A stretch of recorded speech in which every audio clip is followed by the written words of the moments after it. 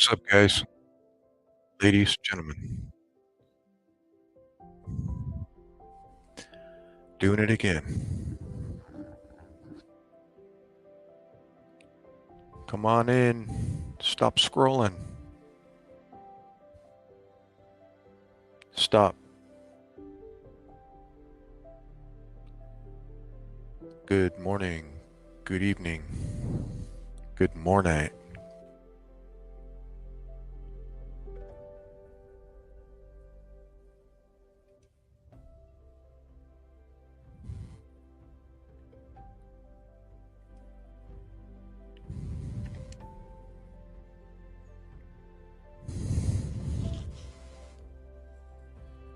All hands on deck, guys.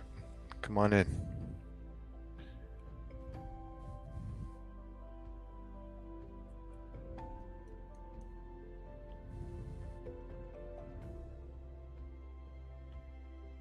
Come one, come all. Come see Jojo the dog-faced boy. He neither eats, nor sleeps, nor crawls, nor creeps. He's 15 inches across the eyes and smells like a wolf. He's Jojo the dog-faced boy.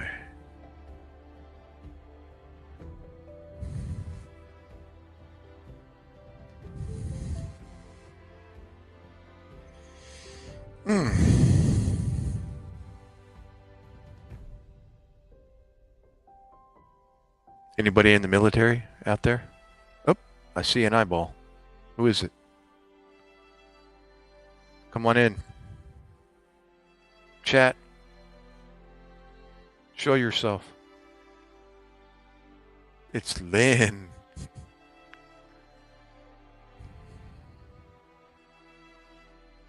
Hi, Miss Lynn. Hi, Miss Erin.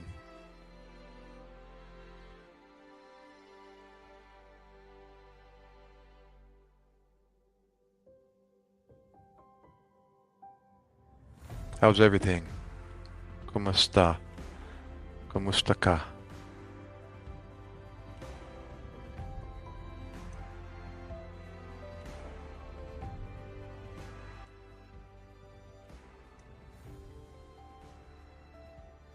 Mm.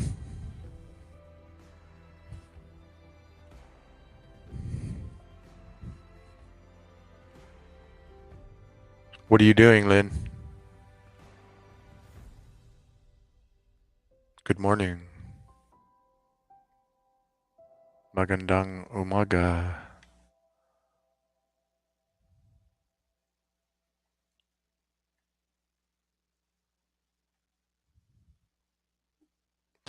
What happened?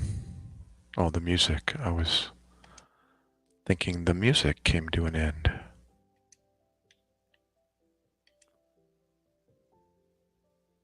Okay. Maraming salamat.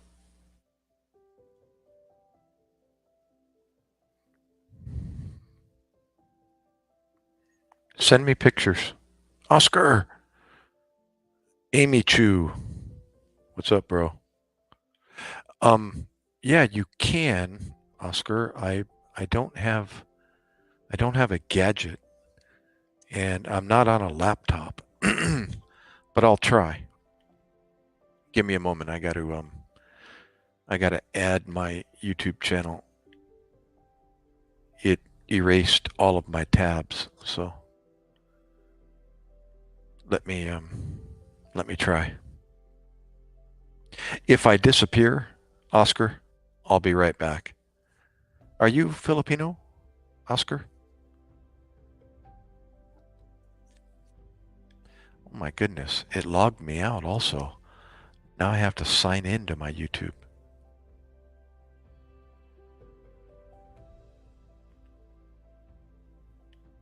I can't see the StreamYard tab right now.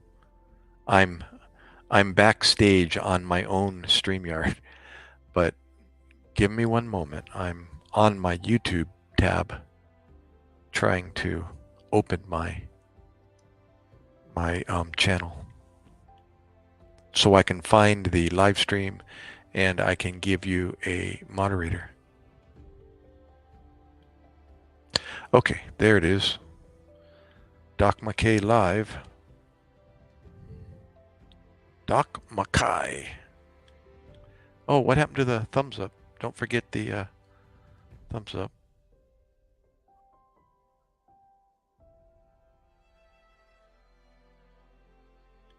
Okay. As soon as it populates, I will give you a jacket. I'll be right there, guys, gals. Don't go anywhere. Stay put. Don't leave. Hold on. Don't go anywhere. King Kopo. Not retired. 2008. 2007 was my end of service. United States Navy. And an Arabic person. Hello, sir, ma'am. Brandon, D.O. The draft bill? I didn't hear about it. Tell me, educate me. That's the first I've heard of it. Ravens flock. Welcome back. Or, gosh, awesome. Everybody, come on in. The S is halfway smart. Laura, you're welcome. Oscar, stand by. Oscar. Hooch. King Capo. Raven. Oh, there you are again. Cover, not a hat. And swim. Is that Bassin? Cool, dude. Is that Basin or Bassin? Part for donations. You know what? The only donation I can do right now is buy me a coffee and or PayPal. I'm not monetized, so unfortunately. Thank you, Carter. No, I haven't heard Bunk. Um, yeah, Bassin like fishing. Awesome. Did you know that my channel was also bass fishing? What's happening? Great one. Haven't heard that in a while. Thank you. You're welcome. God is good, Gaming Wolf. Hoorah. You're welcome, Mrs. Praise God for the military. Okay, Oscar, let me see if I can get you a moderator. Is there anybody else trying to grow their YouTube channel out there? Raise your hand. Raise your hand if you're trying to grow your YouTube channel. I can make you a basic moderator, and you can post your YouTube channel. Your name will turn blue, and you'll be able to post your YouTube link, and then others in the chat room can click on it and give you subscribe and thumbs up, etc., etc. Give me a minute, Oscar. It's still trying to populate. It takes forever on this Xbox. Don't go anywhere, guys. I'm still here. I just can't see you. Hold on. Hold on. And for some reason, it doesn't want to populate Oscar. Let me do it later. Okay, Oscar? Up, there we go. Let me see if I can find you. Jackson. Sarah. I see you. I'll be right there. Hold on. Oscar, where are you, bro? Oscar, I'm scrolling. There you are. Oscar. There you go. And okay, there you go, Oscar. I'm coming back, guys. Coming back. All right, I'm back. All right.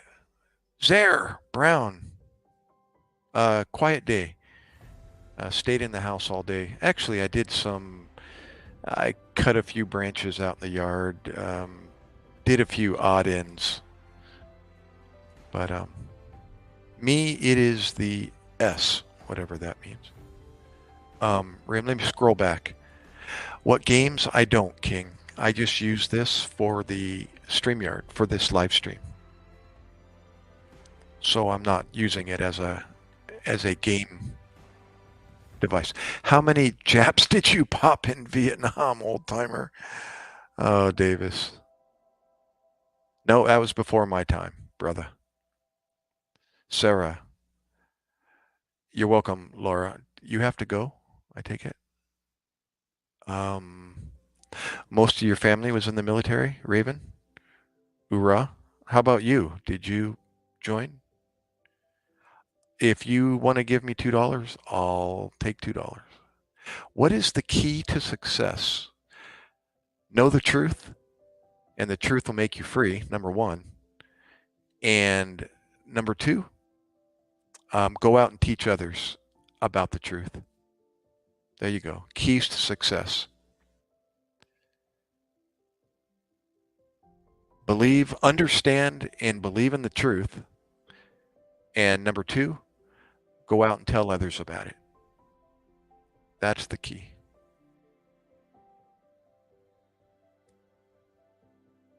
If that made any sense to some of you. Clowns are wimps. Dave, what's up, dude? Dave the dude. Clowns are wimps. Okay. My cousin got shot almost. He's in the U.S. Coast Guard. He was in the Coast Guard and almost got shot. What was he doing? Coast Guard are wimps. Oh, Bozo the clown. I gotcha. Now you're revealing your age, Bozo. If you remember Bozo the clown, you're as old as I am. Raven, I didn't check, but do you have a YouTube channel that you're? How many? Navy is there. Um, how many subscribers do you have, Ravens? Unfortunately, I don't even have a phone on me, and I can check, people's channels. Hey, girl, welcome back. ¿Cómo está? Like three? Hold on a second. Let me You know what? I will make you a moderator, Ravens, but it's really hard for me on this Xbox. I'm using the browser on the Xbox, and I'm looking at the live stream on my television, and it's so slow and so time consuming to go over to my YouTube tab, wait for it to populate, find your name, click on it, make you a moderator, and then come back to the StreamYard. But I can make you a moderator after the fact. So yes, I know the Blue Angels. I used to work near El Centro, where they are based. Elizabeth, you're looking beautiful, even though I can't see who you are or what you look like.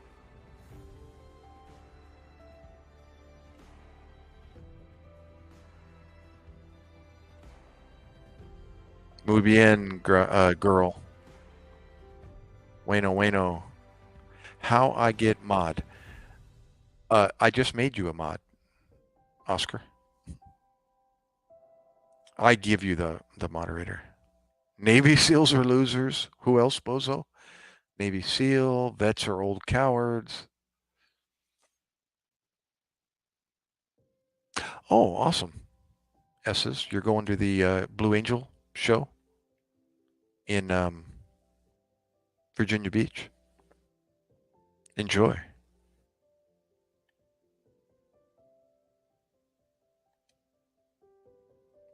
Here, let me see if I can do something here real quick.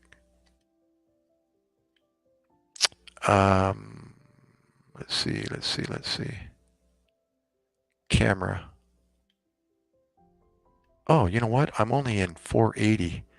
Wonder why I did that. It should be in 720. Here we go. This will help. This will give me a facelift, apparently. It'll kind of smooth out my wrinkles here. Oh, look at that. Wow. Telling you. Okay, it don't need to be that dramatic. Okay. In Waco, Texas. Driven through Waco. Yep, yep. Hey, Directive. I saw you here before. No?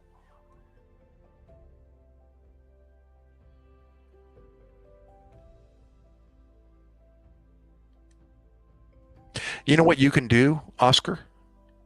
Um, as a moderator, you can you can silence people like Bozo the Clown if you want. Click on his three dots to the right and see what your options are. Just use your moderator status uh, smartly. Bozo the Clown, stop. He's serving his country, so I'm making fun of him. It's amazing, man.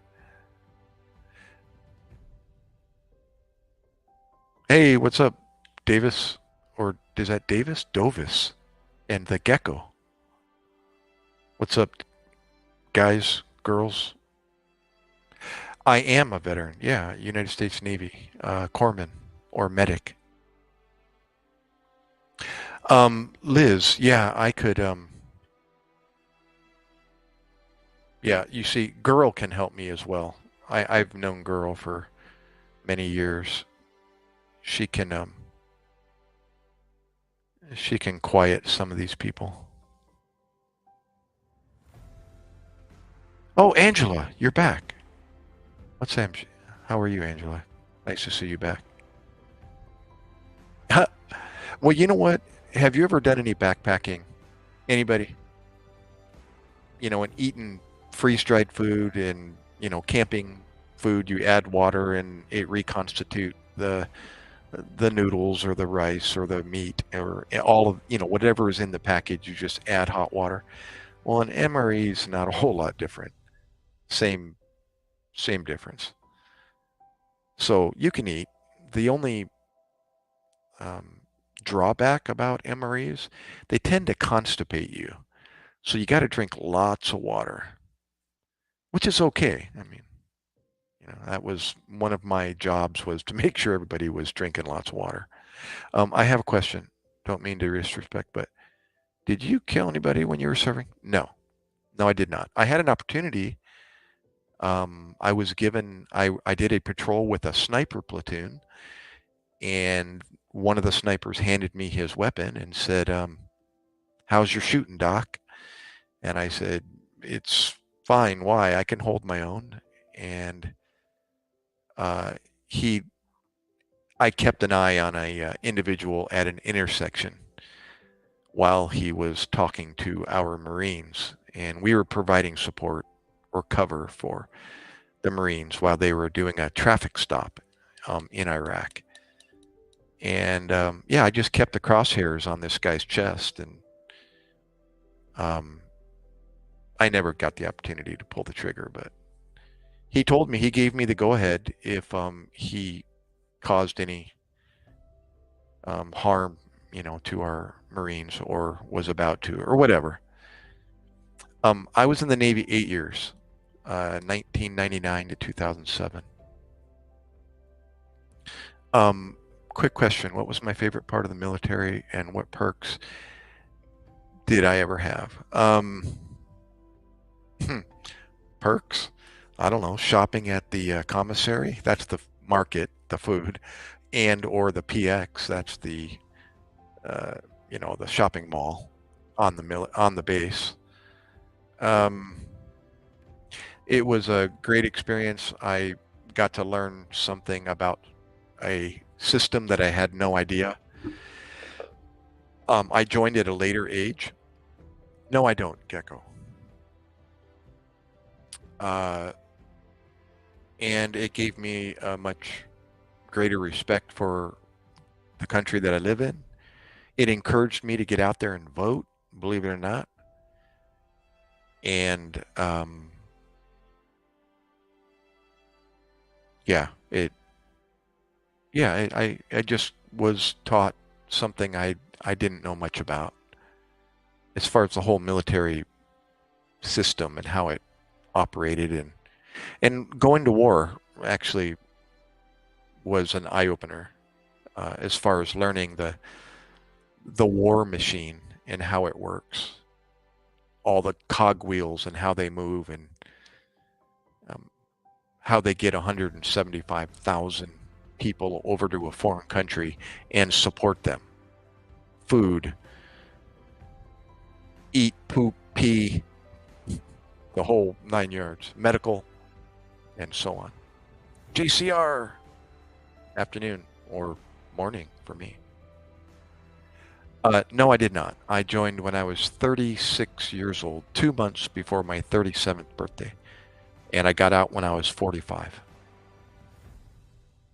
And your grandpa fought in the Vietnam War? Awesome.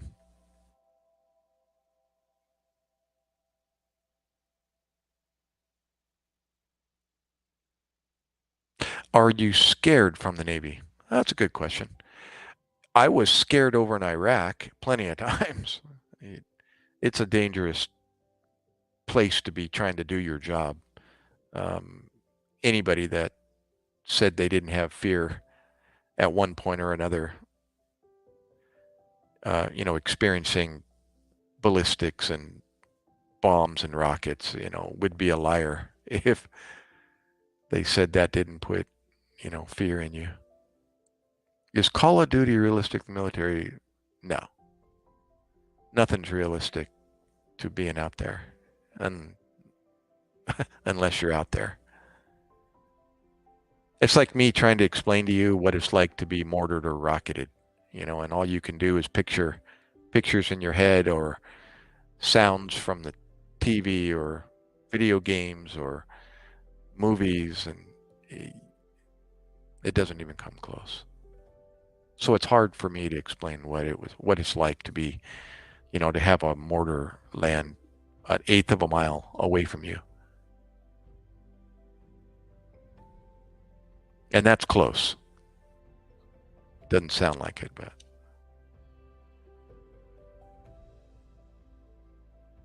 how old are you, Gecko? I'm going to say you're a teenager, probably.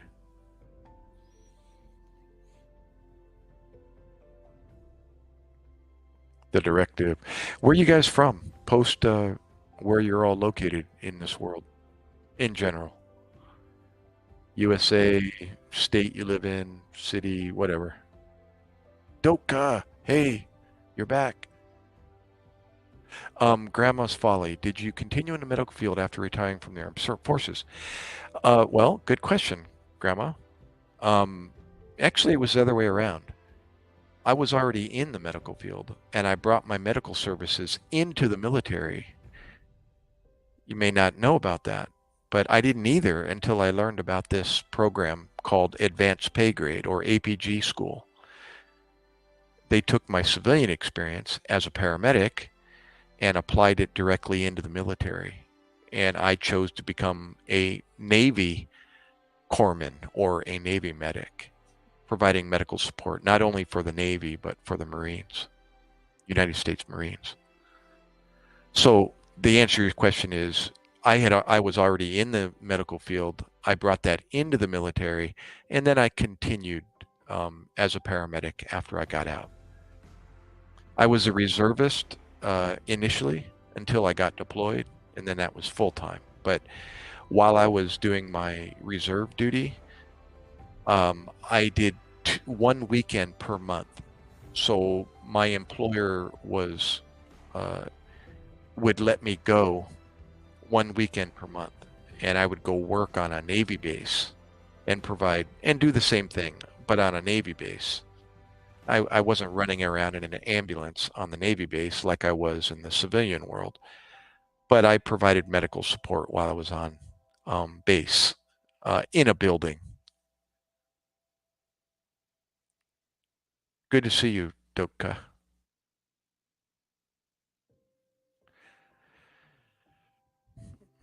Let's see, who else? Sorry if I'm missing any. Post them again if I didn't answer a question.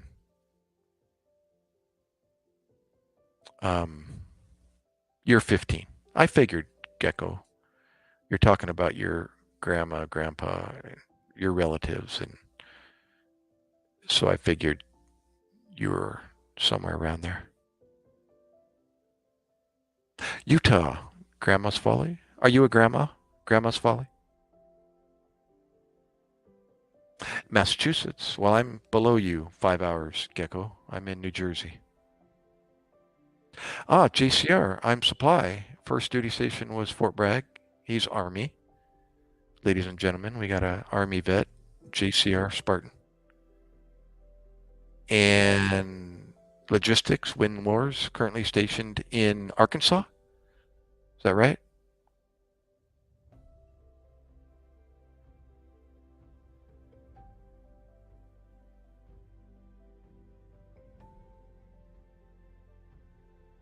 Oh, I am from NSW. NSW? New South Wales? Oscar? Is that right? Sorry. I'm seeing NSW. I wasn't quite sure. A, B, C, D, E, F, G. Uh, oh, I gotcha. Okay. I see you, Raven, your great grandpa.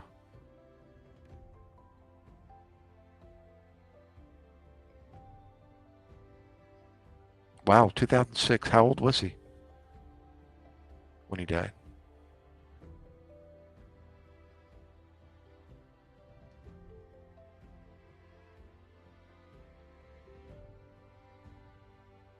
As a matter of fact, my wife has her bachelor's in nursing. And if you have a bachelor's or above, you can join the military and become an officer. They'll send you to officer school. They have OCS school, Officers Candidate School. 1928. So he would have been, let's see, 94 today. And if he died 2008, that was 15, 16 years ago. He was probably 70, 78. Yeah. Let's see, 79, 80. He would have been 80 if he died in 2008.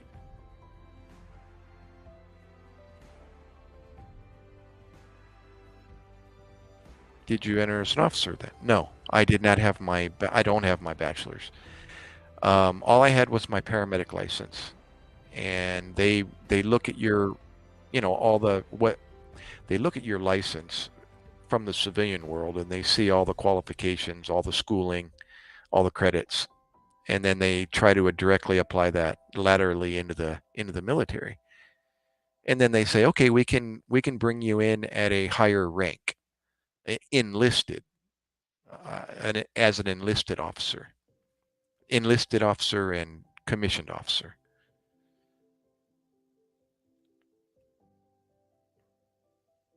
No, I didn't have any. Well, I can't call it an advanced degree, but no, I just had some schooling. I had some advanced schooling in medicine. So they look at that and they bring you in. Um, and if you need to go through any other additional schooling to meet their requirements, they'll send you to that as well. So, can you please give me a shout out? The S's. Do you have a YouTube channel? S's? Well, obviously you do. You wouldn't be here. But I mean, is it active? Are you trying to grow your channel? And tell me what's the any particular subject or content that you're promoting? Yeah, again, if I could just skip on over, I'm going to stop the cam just for a second. I'll be right back. And I'm going to see if I can populate my YouTube channel and give you a moderator. And then you can promote yourself. You can post your YouTube link and uh, people can go over to it and click on it and give you support. Let me see. Don't go anywhere, guys, gals. I'm still here. I can hear my music in the background. so I know I'm still live here. Okay, come on. You see, I'm on my YouTube channel, but there's nothing over here in the chat room. So I'm waiting for it to appear. And then I can click on the three dots and give you a moderator. Pardon me for um, not being there. Um, you know what? It's going to take too long. For some reason, it doesn't want to populate. So I'm back. I'm here. I'm here. All right. I'll give you a moderator eventually, S. But it says, yeah, me and my friends love the branches of the military. But it's mostly just me on there. Gotcha, gotcha. Yes. You're welcome, Grandma's Folly. Who are you? Are you a lady, a man?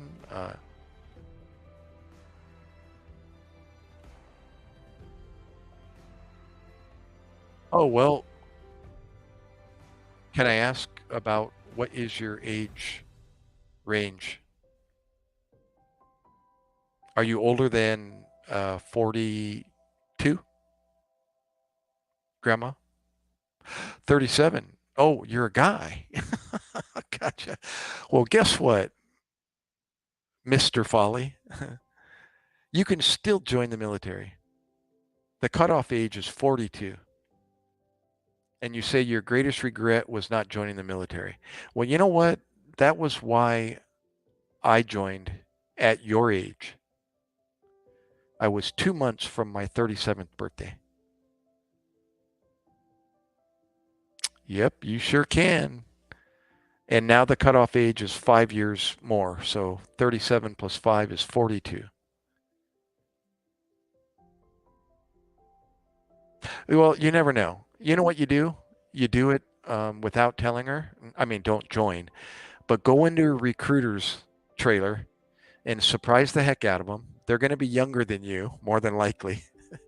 The recruiters are going to be younger than you, and just say, "Hey, I got word on a live stream the other night about the cutoff age for the military being 42. What can you tell me about that?" And they'll do their best to throw the hook and set it and reel you in. They're going to ask, "Oh, so what do you do? What do you do in the civilian world?" Telling you, that's what I did. I got word the same way. Actually, it was through a lady I was chasing at the time. And she brought home some material about this program where they take your civilian experience and they apply it into the military. And you can either join full-time or part-time. So I joined as a reservist and I signed an 8-year contract. So I joined at 37, just about. I joined in June and my birthday was in August. Actually, it was like right now, June. Is it July yet? No, not yet. And then, yeah, 8 years later, I was 45. And that's when I got out.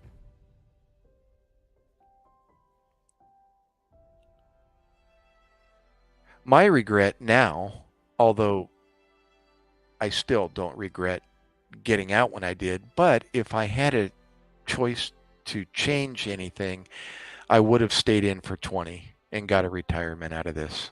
That would have helped me tremendously, especially now that I'm basically at retirement age. Colonel MacKay. Airman Ruiz, pleasure. Just call me Doc. My rank was HM2, basically E5. Not basically, that's what it is. Equivalent, E5. Yep, I'm telling you, bro. If you're 37, 37 plus 20 is 57. You can do 20 years as a reservist and get a retirement. Okay? That's the road I was going down. And then I got deployed to Iraq. And pretty much that ended my my motivation to stay in the military because, I joined at a later age and that kind of affected my ability to say, yeah, I'll stay in and do some more because I was only E5. I say only, and it doesn't matter how old you are. You can be 52 and be an E5. And as a corpsman at that rank, that rate, by the way, is corpsman. Rank is the E5, E4, or HM2, HM3 in the Navy or Coast Guard. Same thing. And um, they'll they just look at your rank and your rate, and it doesn't matter who's behind that or how old you are. If your qualification is this, then they apply it to where there's a need for it. So, if you're 52 years old and you're a E5 corpsman, Navy medic, you're more than likely going into the field with the Marines to provide medical support for them at 52 years old. You get it? And even if there's a 20-year-old who also is an E5 like you, he's going to be at your side as your your coworker, doing the same work you're doing. Only you're 52 and he's 20, but you're the same rank, and you might he might even have more time in the military than you because you joined at 42 years old. You understand? And I had that. I was in that same position over in Iraq. There was like five of us in the battle aid station, basically the emergency room. Hold that thought, S. Um, yeah, I was in Iraq with like five other coworkers, and it was a reserve unit. So most of the guys had already done their full-time military, and now they're doing part-time military on the side, but now they're deployed full-time over in Iraq.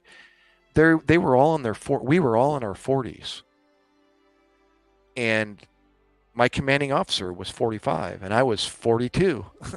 Except he was a neurosurgeon and I'm just a paramedic. Anyways, the corpsman or the medic that was in charge of the group of us guys that were the same rank, we were basically the same rank as each other. Yeah. The 26-year-old corpsman had more time in the military than the rest of us, and we were all over 40. So technically, he's in charge because he's got more time in his rank. Get it? So, when push comes to shove, we weren't saluting each other, but, we were taking orders from somebody younger than us. So, yeah. Well, the motivation is because it was dangerous over in Iraq. And the rumor was that I was being deployed to Afghanistan next. That reserve unit that I was with was going to Afghanistan. And you know what? My 8 years was almost finished, my 8-year contract. And I was 42 years old, 43 years old when I got home. And my wife was eight months pregnant with my 19-year-old now. And I decided, you know what? I can't be playing this, it's playing roulette with my wife's, future and my son. And I said, time to, you know, thank you very much, United States military. It was a great ending over in Iraq, a good experience, something I never experienced before. And yeah, I decided to leave. So I didn't do 20 years. I only did 8.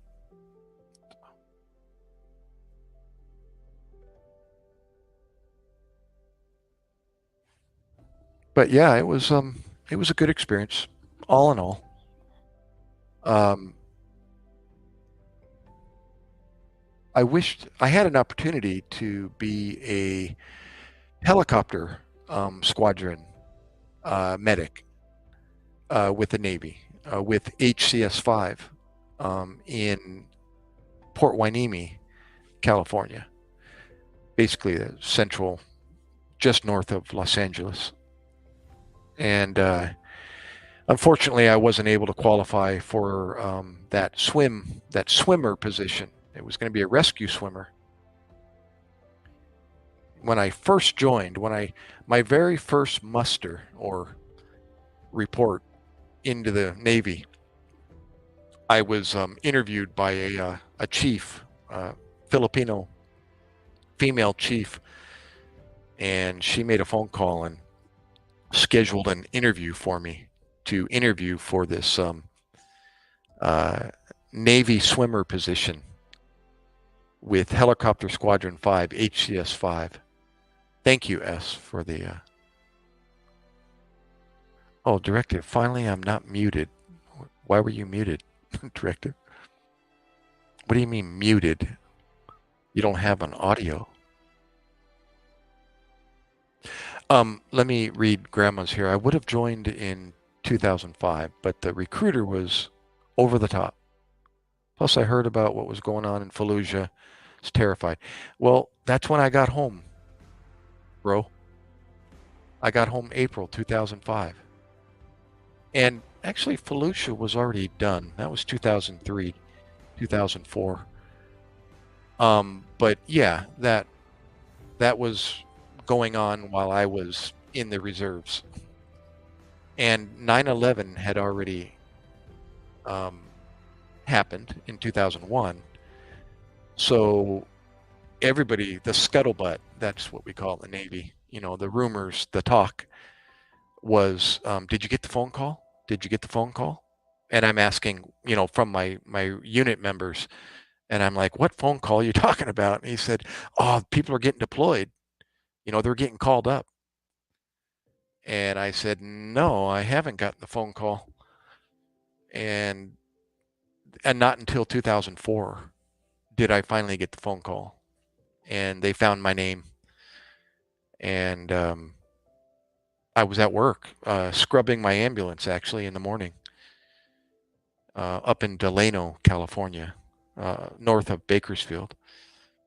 And I got a phone call from my air station in Oxnard.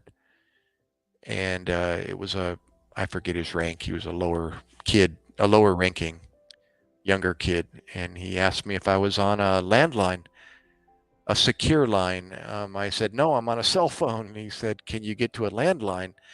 And I realized once I heard who he was and when he introduced himself, where he was calling from, that I was probably getting the phone call. And my nervousness skyrocketed, and I went over to my employer uh, across the street, and I asked her if I could speak on a landline, and she said, sure, use the room in the back, close the door if you want. So I went in there, got my piece of paper and pencil, and started taking notes. And the kid on the other end started informing me that I was being deployed to Iraq with the 123 Marines out of Houston, Texas. So speaking of nervousness, and fear and the unknown and all of the above, it was happening. And I kind of knew more than likely, but I always had hopes, that maybe they would never call me. But they did. And then the fun began in May of 2004. And it took about 10 months from beginning to end. 7 months of deployment in Iraq, but from beginning to end, it was like a total of 10 months. Getting ready and then demobilizing afterwards took about a month or whatever. And then by about 10 months later, April 2005, I got my orders to go home. which was California at the time, but my wife was here in New Jersey, and I told him, "Hold on, commanding officer, I got a problem. My orders are sending me back to California. My wife's in New Jersey." "Oh, not a problem."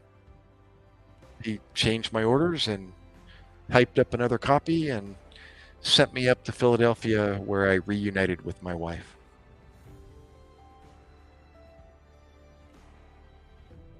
Thank you, S, for the subscribe.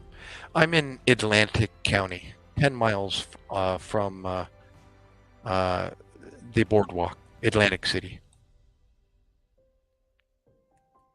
From the Trump Plaza, Trump uh, Hotel, yada, yada, yada, down there.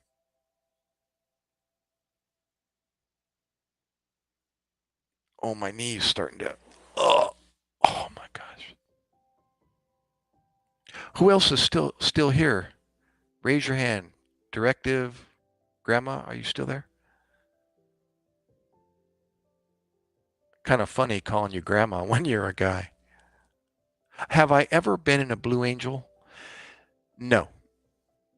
But here, funny that you bring that up. I used to work for General Dynamics Electronics, the defense contractor back in the 80s and 90s. And my job was such that I could do a little bit of traveling around the company, inside and outside. And I used to snoop around in different buildings and offices where I probably wasn't supposed to.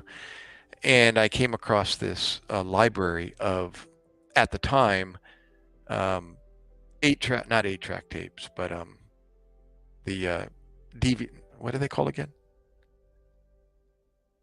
Not DVDs. Oh my gosh, the VCRs. The VCR cassette tapes were the big thing. VCR players, and I found a library of VCR tapes, and one of them was the Blue Angels, and it was an in-cockpit recording of one of the Blue Angels air shows, and that was cool. You see the smile on my face.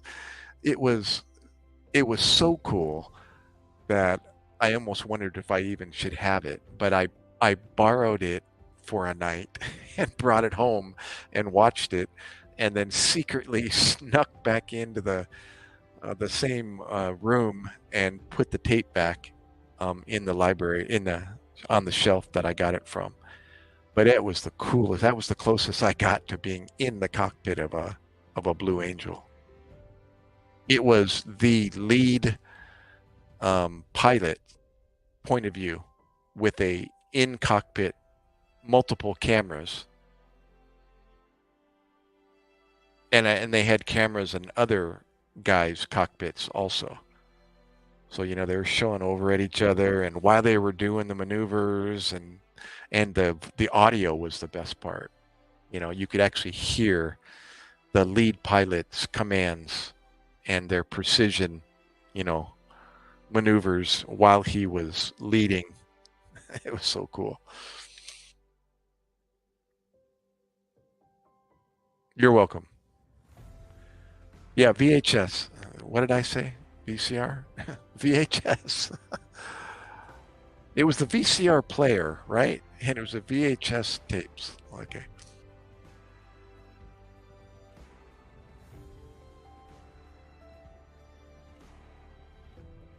Yeah, so yeah, now you know. Cutoff age for the you can Google it, verify what I'm telling you. 42 years old is the cutoff age now for the United States military. No, I haven't. I just watched Maverick, the most recent one. I finally paid for that on whatever it was.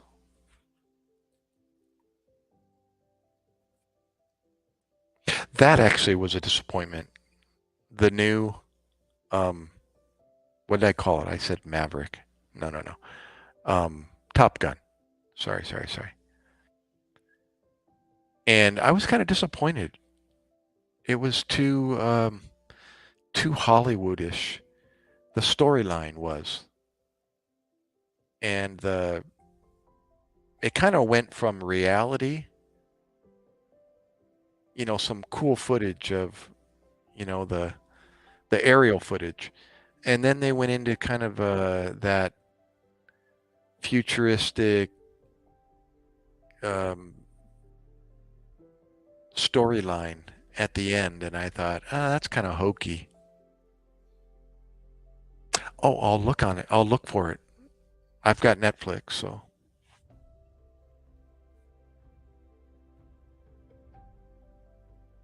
awesome. Oh, do you think that I can? Let me read what it says here. Do you think S's comment earlier? You think I can be in the Coast Guard? Ooh, there you go.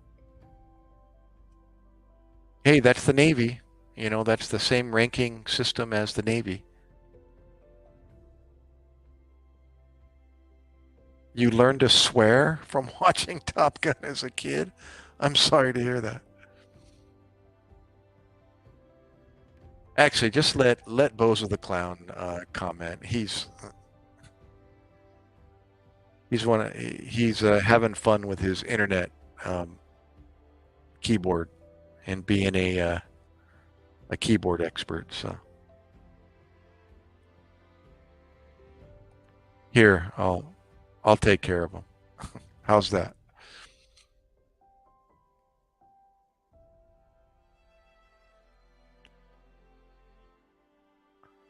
Bozo, Bozo, always laughs, never frowns. Bozo, Bozo, Bozo the clown. That was a long time before a lot of you guys is free speech. The court of public opinion will judge you, Bozo. Uh, they're gone, or he's gone. There's always one bad egg in the dozen. I don't take them too seriously. They're out there. But back to the Coast Guard. Yeah, I'd recommend the Coast Guard. I'd like to be a swimmer, a rescue swimmer, um, with the Coast Guard. That was basically what I was interviewing for in the Navy when I first joined, on top of being a paramedic. So I was qualified. I just needed to go through swim school. And if I had I had a dental, of all things, I had a cap that came off of a molar, and it was exposed, and I was in between jobs and I didn't have dental insurance.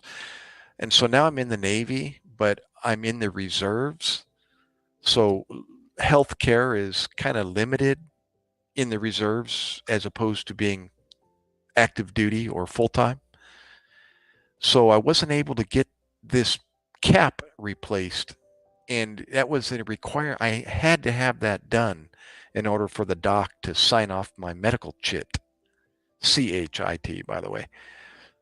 And unfortunately, I didn't have any insurance to take care of a dental dilemma. So he wasn't able to sign me off, and the unit needed to send me to school like yesterday, like ASAP.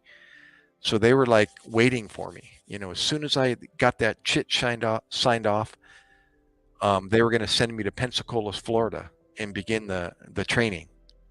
And I was like, man, this is happening way too fast. I just joined the Navy. I'm 42 years old. I'm sorry, 37 years old, and they're going to send me to swim school to be a corpsman with HCS 5, Helicopter Squadron 5. And I was like, man, I was already nervous just being in the military for the very first time, learning who to salute and how to read their rank on their lapel, and who not to salute, who to salute, reading this stuff, these insignias on their collar or on their hat.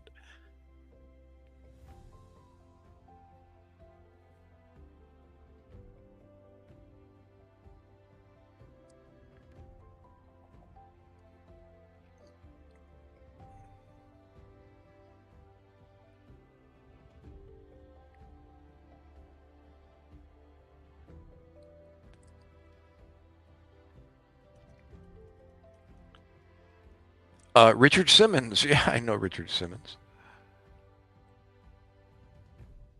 Oh, he was? You mean the guitarist for for Kiss? Oh my gosh. I didn't realize that. Yeah, he was the one with the tongue. All right, Grandma, you're welcome. Yeah, subscribe and you'll get my notification. You know, the bell will turn red and click the bell icon. Sound like a salesperson, but if you didn't already know that, you subscribe and hit the bell icon, and then you'll get notified when I come on again. You too, brother. Awesome. Thank you. Is that the Richard Simmons you're referring to? S? The S's? Richard Simmons? He was the one with the scary looking tongue in the group Kiss. Is that who you're talking about? The S's? What does the S's stand for, if I may ask?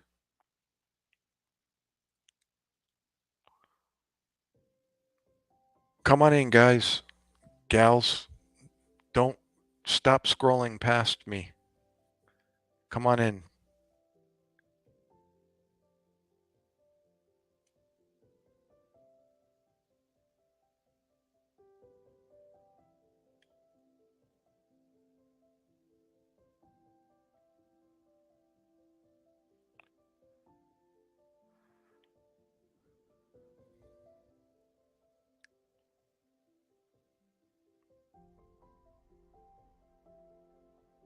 Oh, it's the start of all your last names? Oh, of your last name. I see. Gotcha, gotcha.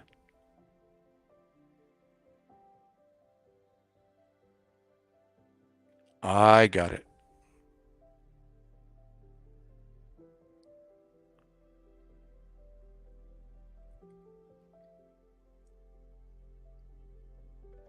Well, let me tell you a story about a medical story that I experienced. Whether I'll pick one, whether it's in the civilian world or the military. The civilian world is the spoon that fed me in the medical field, but I've got a few experiences in the military. Not many, but I experienced more in the civilian world because that's where I started. Um, Let me see. Uh, Gosh, I could tell stories. That's why I started this channel, was because there were so many stories I had to talk about. I wanted to. My ultimate goal is to interview a fellow paramedic or nurse or somebody that has some, cool um, medical stories to tell, and interview them and have them, tell reality stories. And you don't have to mention names, when you're telling stories. You refer to them as, male, female, and their age, and um, tell about their medical background, and then go into the story. So names doesn't matter. Um, let's see. Crazy stuff. I mean, I ran everything from grandma calling 911 because she was scared and she just wanted somebody to be with her and hold her hand. And that was an actual call, that I ran. Um, and all we did was try to call family. Unfortunately, there wasn't anybody close by to drive on over and be with her. So I think we recruited a neighbor to be with her, so that we could leave. But true, a true story, a true call that I ran on. And I've already written, I'm sorry, I've already made a few short videos and or shorts um, on my channel. You can later you can go back and search under the paramedic. Um, I always have a loss for what they're called, not the paramedic tab, but the not the folder. Um, yeah, whatever it's called, and look in there for um, previous story that I've told. I'm gonna post the. I've got a blog spot. It's an old, kind of antiquated website, but I still have it and I update it um, every now and then, uh, where you can read some paramedic after, they call them after action stories that I wrote when I got back from Iraq. Um, and it's that website, illusiondweller.blogspot.com. Yeah, go there and you'll see a few stories that I wrote about and plugged in some pictures to go along with those stories. Do I hunt? I hunt fish, but I don't. I have mostly bird hunting with my dad when I was younger, duck hunting, and um,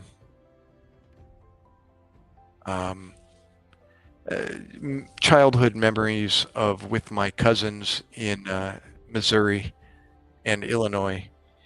You know, going out in the woods and shooting squirrels and small game type stuff. But I've never. It's intriguing. I love watching good channels that cover deer hunting, especially bow hunting, is just phenomenal to me. I like that whole tracking, snooping and pooping, in the forest or in the mountains, tracking, trying to, get close enough to, shoot with a bow and arrow. Awesome. Yeah, I'm in deer country here. Matter of fact, I had to stop for a deer as she was crossing the road. I was fishing yesterday, driving back with my trailer, and I got to sit on top kayak. I fish right from the college campus right down the road, and there's deer, plentiful deer in the forest nearby, and there's hunters all the time in the forest, bow hunters. I live in a forest. Ah, awesome. And fish. Whereabouts are you? Did you say already? I missed it if you did. What part of the country are you in? You're in the US, I take it.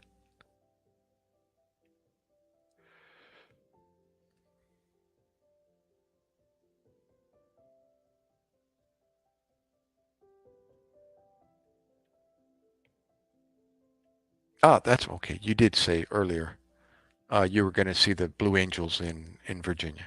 Okay. Actually, I didn't know that's where you were living. I just know you were going to go see the Blue Angels. Well, I'm not too far from you.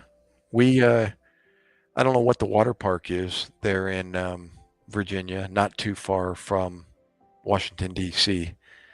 What's the name of that water park? An hour or so from Washington, D.C. into Virginia. Um, but we have, my wife has relatives in Maryland, and we traveled from there to Virginia to go to a water park. Um, don't know if don't recognize that name. But I'm in New Jersey, near Atlantic City, New Jersey, about 2 hours from JFK, south of JFK Airport.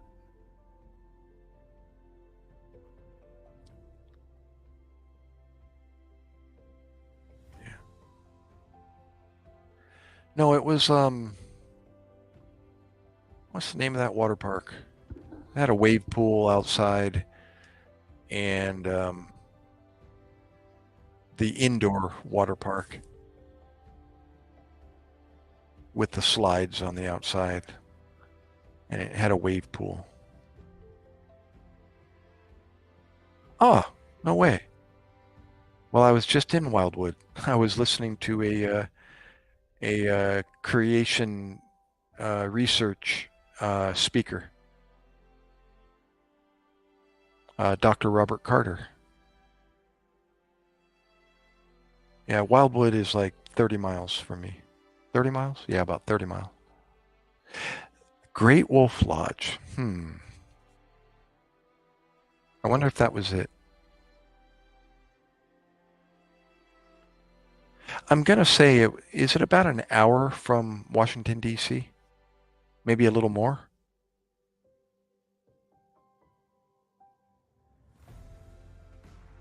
Yeah, it was a water park.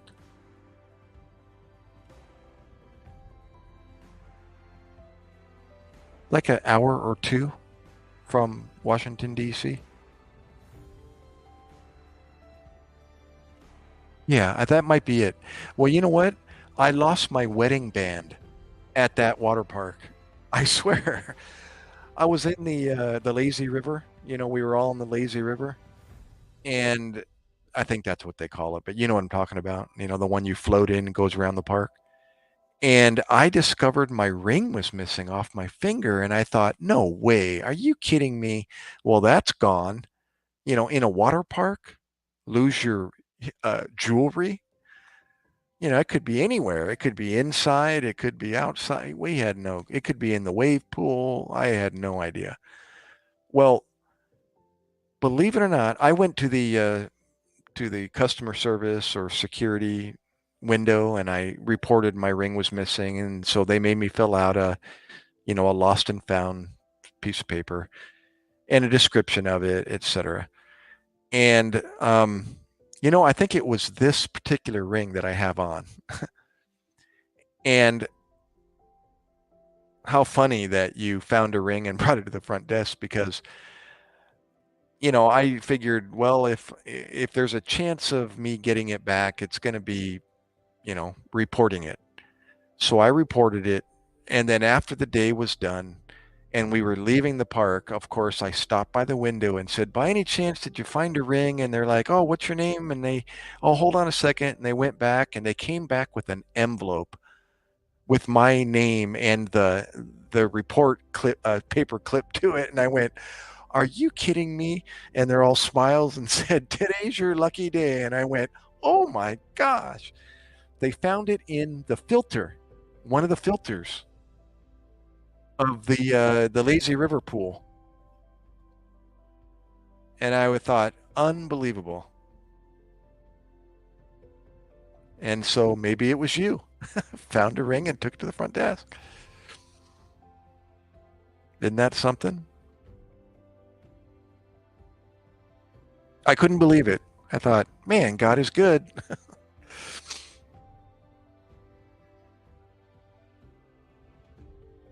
Oh, you found two that day. That's awesome. Oh, by the way, just to let you know, this camera that I'm using, it's a Panasonic single lens reflex SLR, digital SLR, and it's on battery, and it lasts about an hour. I don't have an external power source.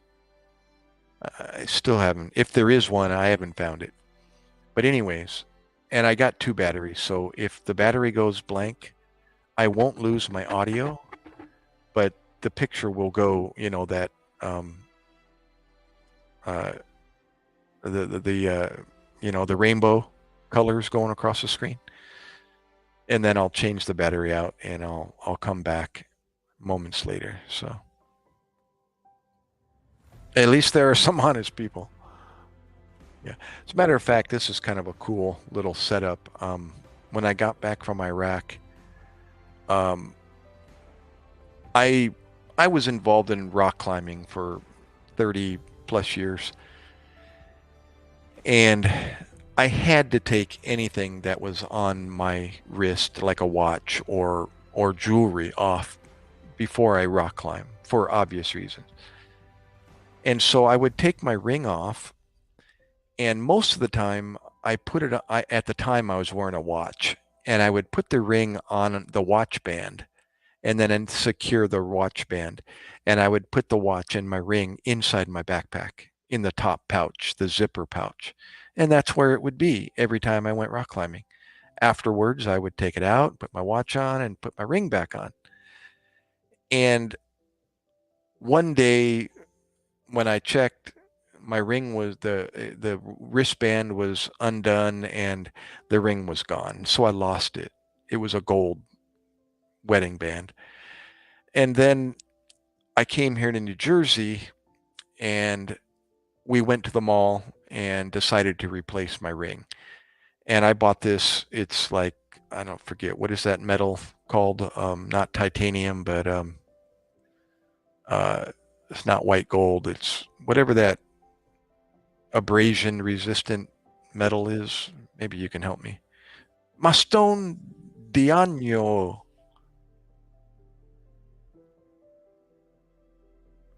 What's up, bro? Hold. I'll answer your question. Um, about did I lose anybody in the Navy? In just a moment. But anyways, I went to the mall and I replaced it with this ring, and I had it engraved. I had just got back from Iraq, so decided to create a memory by putting an engraving inside the ring. And what it says is HM2 Doc MacKay or MacKay, OIF OEF 2004 2005. OIF OEF Heat Iraq, I think, 2004 2005. And that was where I was deployed. That was my home while I was over in Iraq. And yeah, I think it was this ring, and they ended up finding it. And I thought, imagine that. Thank God. So, no, it's okay. Shoot, I was in the medical field, and death and dying is part of life. And being in the medical field, you see it. It's not uncommon to see. You're performing CPR on some elderly person, usually, and those are not uncommon. So, to talk about death and dying is nothing to, especially a pre-hospital, medical provider. But in the Navy, no, I didn't know the four people that we lost over in Iraq. I was a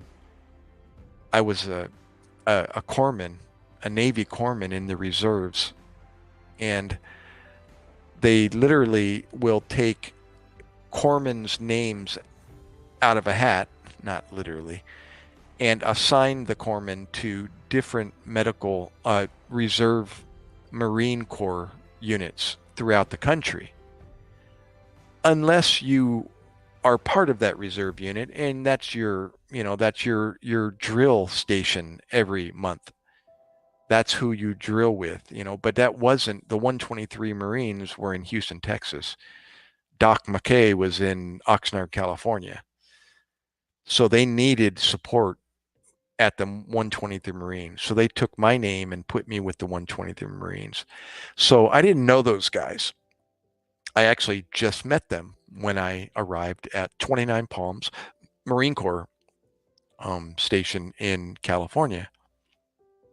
And so I didn't know the guys. Had never met them before and didn't even know they existed. And so there was like 600 people in the battalion. They split them in two. Half of them was at the Haditha Dam in the Al-Anbar province, and the other half, who I was with, were at FOB Heat, or Forward Operating Base, FOB, the city of Heat, H-I-T, pronounced Heat, Iraq. And so there was like 250, 300 of us at this location and the other half at the dam, at the Haditha Dam. And out of 600 people total, approximately, there were 4 fatalities during that 7 months. 2 of those fatalities were motor vehicle accidents between a Humvee and a Mercedes-Benz, head on some highway. And the other 2 were in an IED explosion, where a Humvee ended up getting torn apart, hitting a bomb in the road. So I didn't know any of the people that were killed, and we didn't lose anybody in our battalion. Half of the battalion that I was with, I had some injuries and a near drowning. Actually, I told that story last live stream. A near drowning in Iraq. Imagine that. Um, what did you say? Do you have dog tags? Did I? Oh my gosh.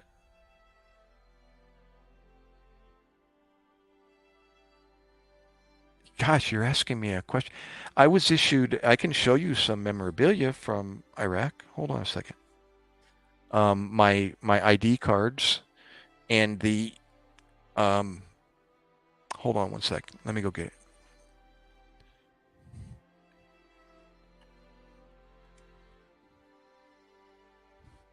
Just a moment. I can actually bring the audio with me, but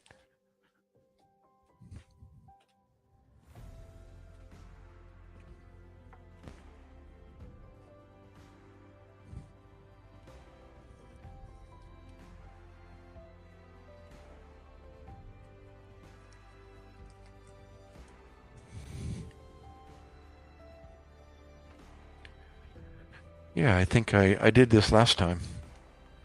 This last live stream, had an opportunity to share some of these. But as far as dog tags, did we have dog tags? Gosh, you're asking me a question like I don't think I did. If I did, where'd they go? This was my ID card, my Navy ID card. Want to make sure I don't have my Social Security on this thing. Hold on a second.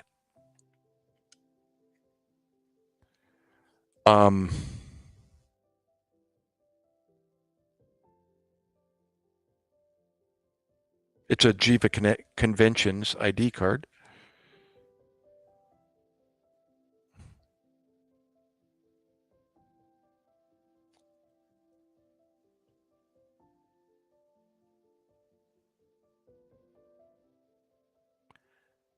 I don't think I have any problem revealing my name. Yeah, the back of it shows my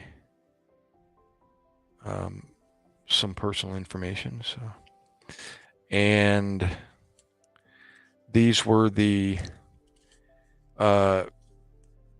weapon receipts, custody receipts for my. Let me see if I can cover up it's got my social on it. You know what I should do? I should just black that out. I'll do that next time. But that was the H&S company, 123 Marines. You can see that there at the top, up over there. That was for the M9 millimeter pistol. That's a Beretta.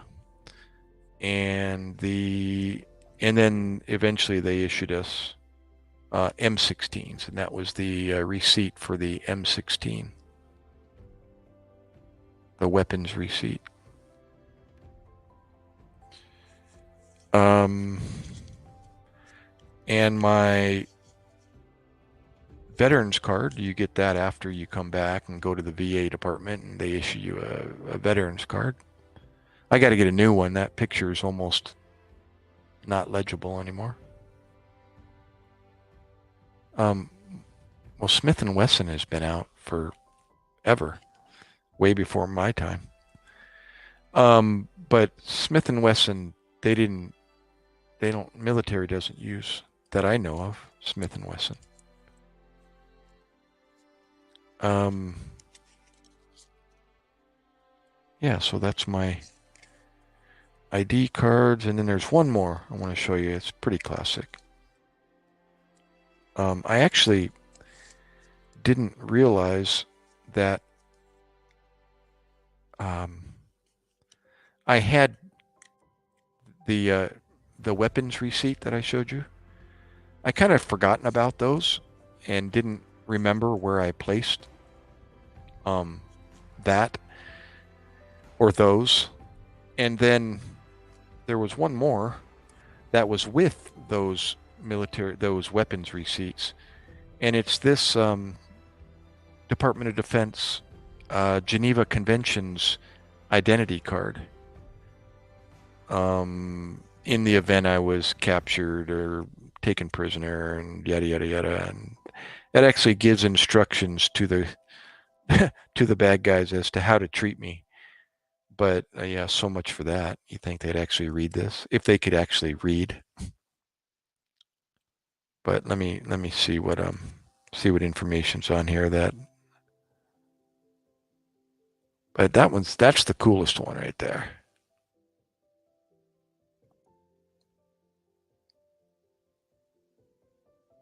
That's because I was in the medical field and they issued you that, identifying you as medical.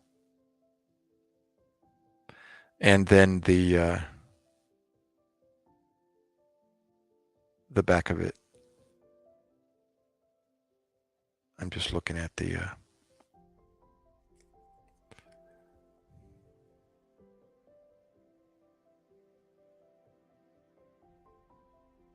to ever get hurt. Oh yeah, I mean you're always thinking, what if?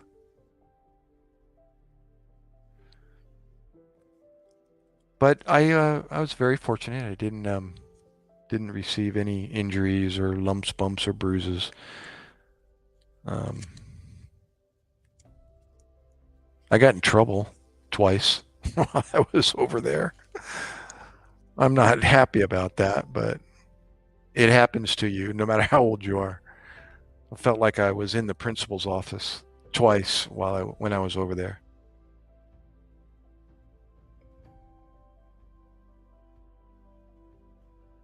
Hey, I'll tell you about those incidences. Let me actually the music's not too loud. I'll just leave it on. When I first arrived in Iraq, we deployed from, gosh, I want to say March Air Force Base in California, and we flew to Germany, refueled, and then we continued to Kuwait, where they had a U.S. Temporary base. It was like a holding location while we were um, getting ready to move into Iraq. And we were going to get on a helicopter and fly us into Iraq. So we arrive via this CH-53 helicopter. It's a transport heavy equipment helicopter, and they fly, this cargo full of Marines and corpsmen into Al-Assad base. It's a Air Force base, Iraqi Air Force base that we took over, that U.S. military took over.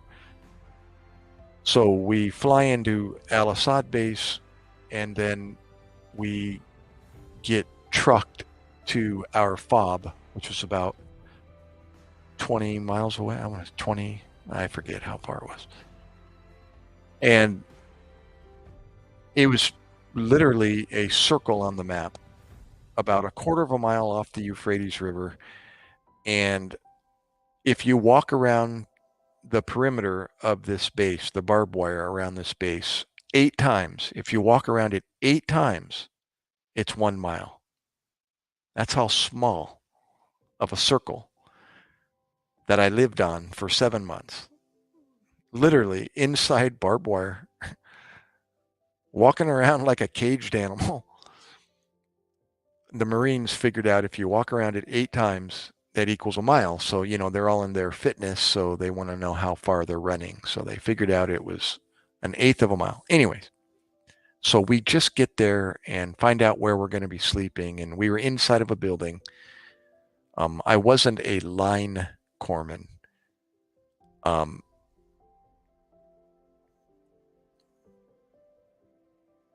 oh, you had to sit in the principal's office at nap time.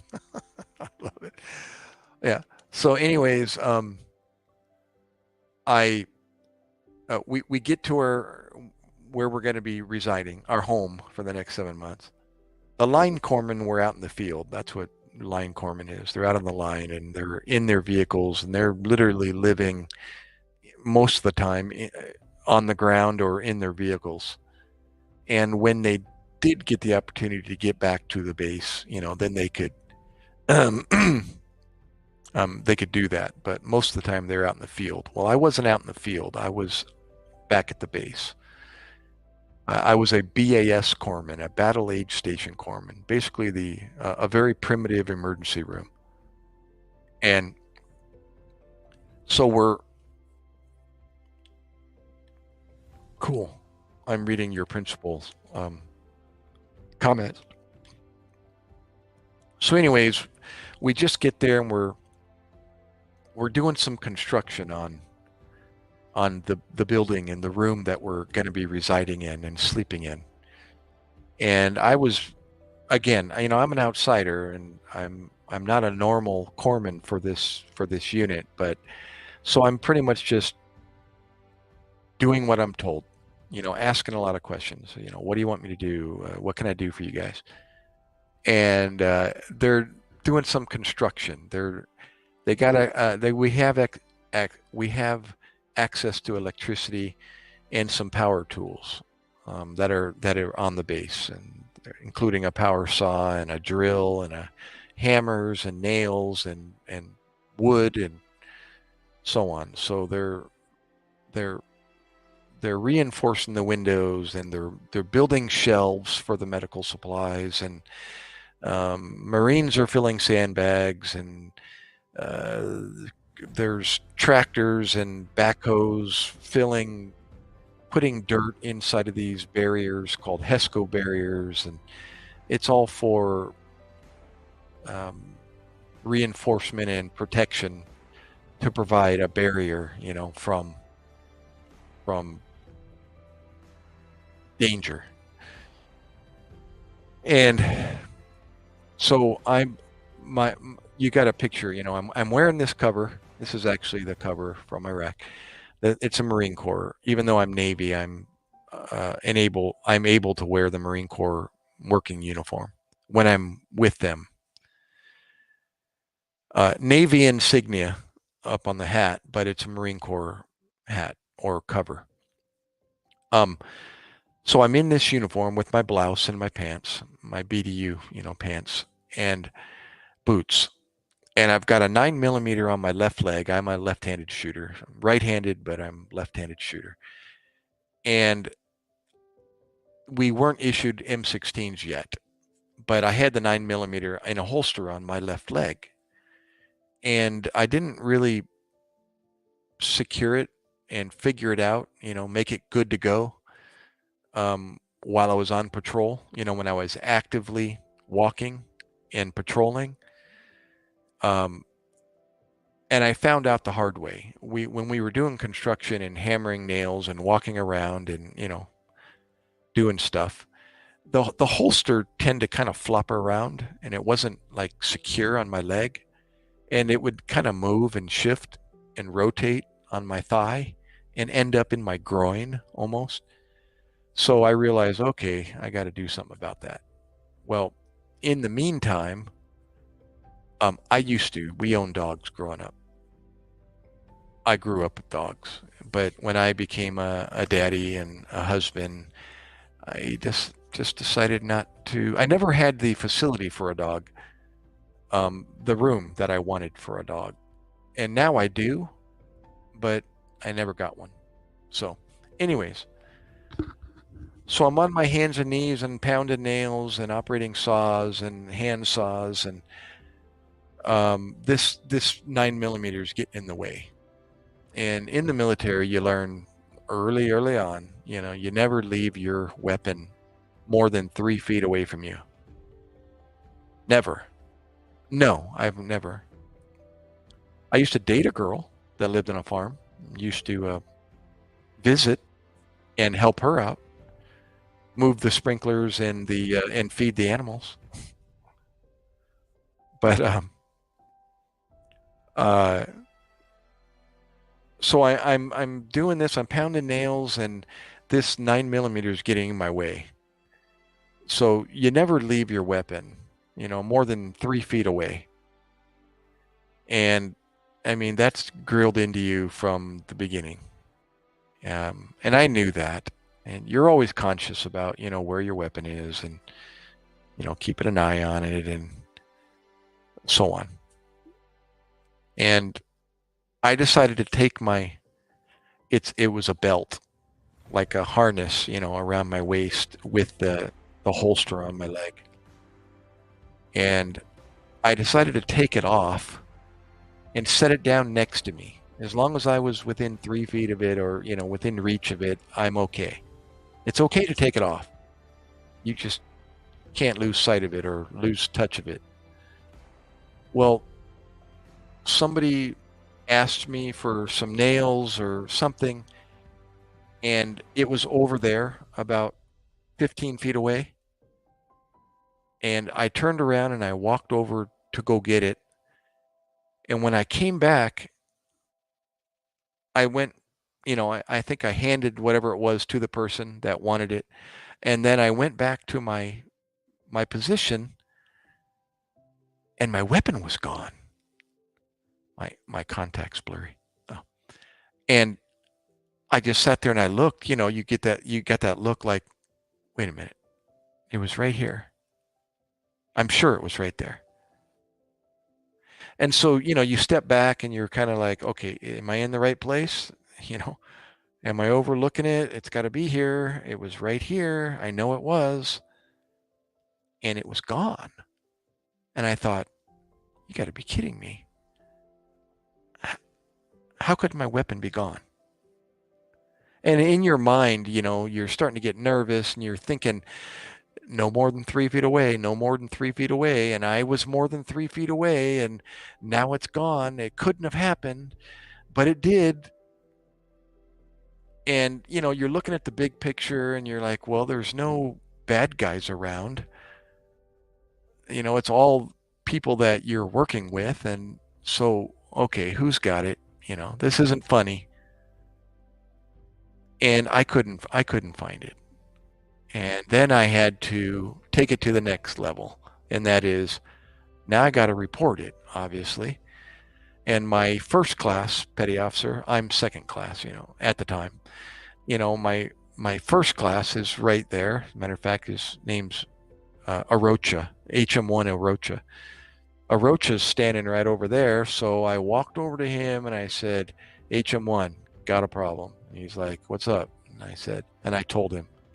And he said, are you me? And I went, no. And he's like, dude, come on. And I said, come here. And we're going through the motions. Okay, I was right here. I had it on my leg. It was getting in my way. I took it off. I walked over there to get some nails. I came back. It was gone. So he's like shaking his head. We got to report this. And I'm like, yeah, that's why I'm talking to you. And about that time, I look up, and first sergeant, like high-ranking enlisted, is looking right at me, and he's got his hands behind his back, and he's like, problem, Doc? With that half smile grin on his face. And I went, That's when I realized, okay, it was like relief, but at the same time, I'm in the principal's office, and I'm going to get in trouble. And I said, please tell me you have my weapon, First Sergeant. And he pulls out behind his back my weapon.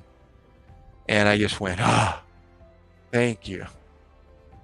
And he says, you ever fill sandbags before, Doc? And I said, no, I haven't.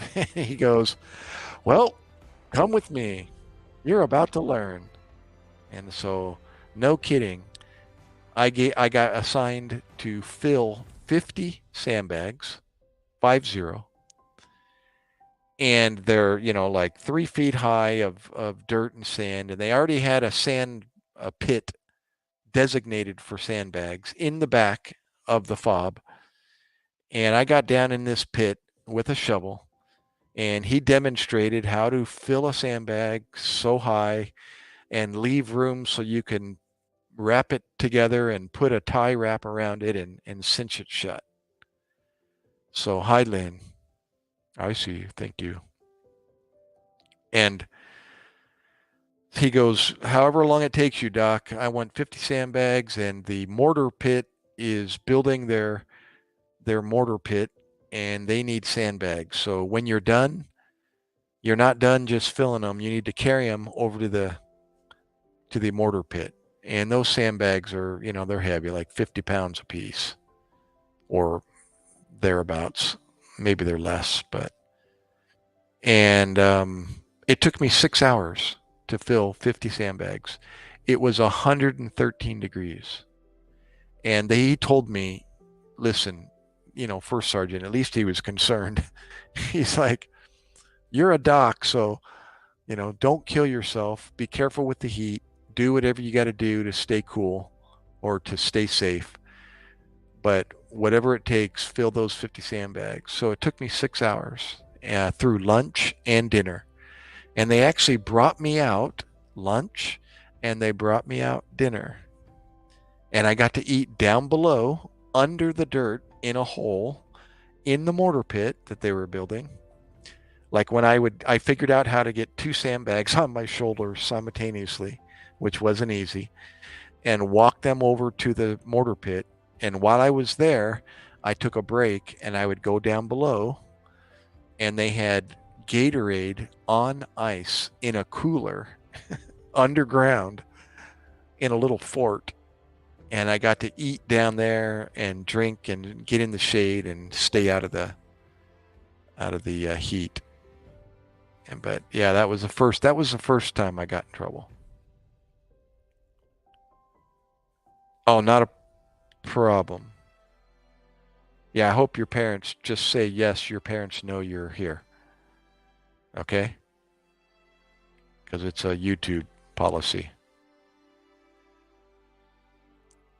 What is it? You got to be 13, and if you're less than 13, you need to have a parent. Just type in there, yes, my parents know I'm here.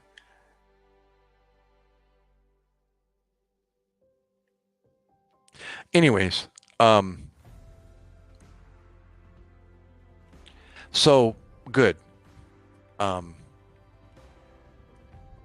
So anyways, that's my grandson's age, by the way.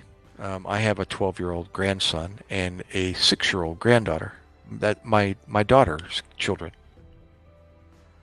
Thank you. Yes. So,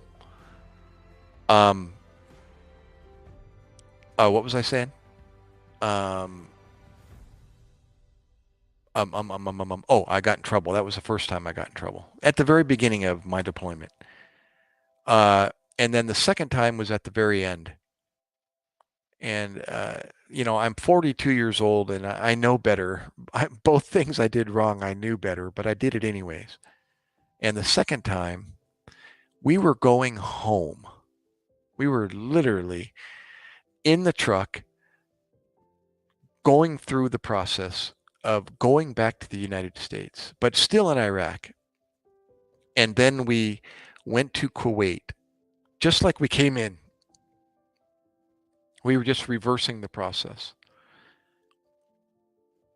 Datka. Hula, are you Filipino? Doka? No, wait, I asked you that before. You're not. Um, you are German. Is that right? Are you the German? I know last time there was somebody from Germany.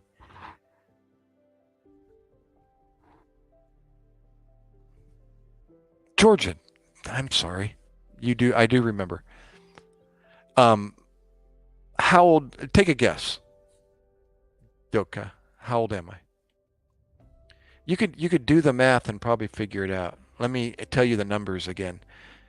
I was 37 years old back in 1999. So how old am I?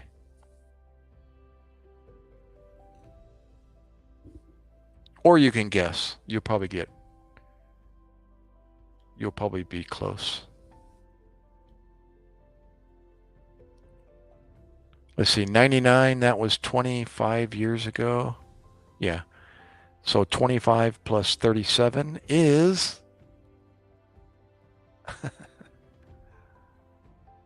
that's exactly the numbers. Just do the math. 35 plus 27. I'm sorry. 37 plus 25. There you go. I'll be 62 in August. Very good, guys. Good addition.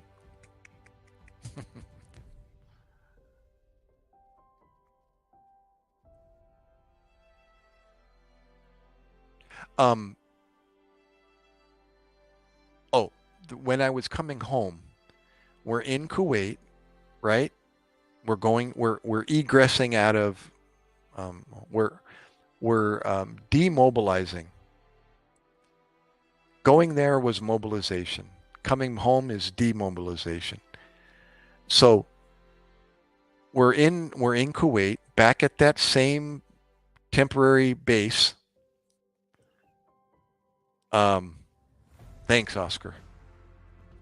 Um, and we we have access to some modern amenities like fast food restaurants. They actually had you've heard of Wendy's, not Wendy's, but Carl's Jr. They're also called in the Midwest. They're called um, um, um, um, oh my gosh, I just lost it. It's the gold. It's the Gold Star. Hardee's restaurant. It's a burger place. Um, so they had a Hardee's restaurant at Kuwait. Thank you, Oscar. I mean, God is good, right? Although I can't stop the gray hair. The gray hair is here. I mean, it's kind of, it's I keep it short because if I let it grow out, it really gets frosty. But yeah, and it makes me look a little bit younger, I guess. Anyways, um, I so we're enjoying the modern amenities there at Kuwait. It actually had a name. I forgot the name of the.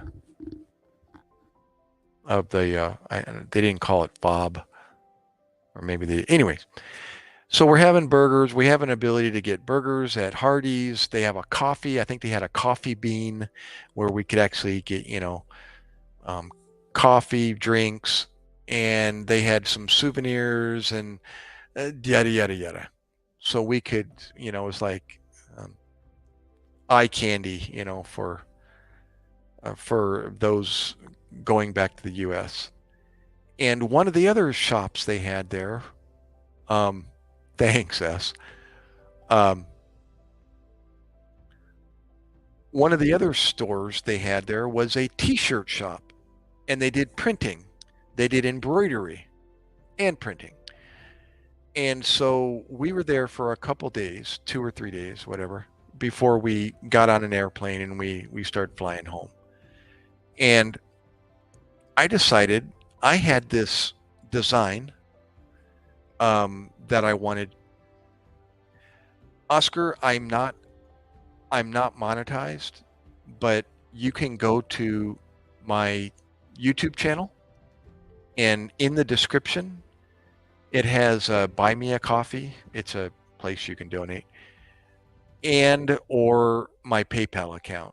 And in order to donate through PayPal, I think you have to have a PayPal account also, but um, you can donate that way as well. If you can't do either one, that's fine. Don't worry about it. Um, One day I'll be monetized, but other than that, uh, yeah, I don't know any other. I think there's Google Pay. Is there Google Pay? What do you need for Google Pay?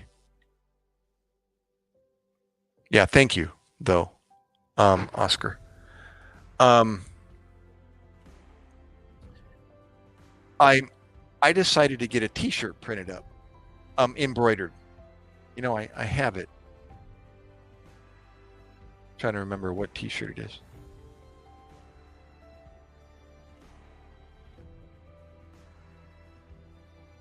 I have it somewhere in my room.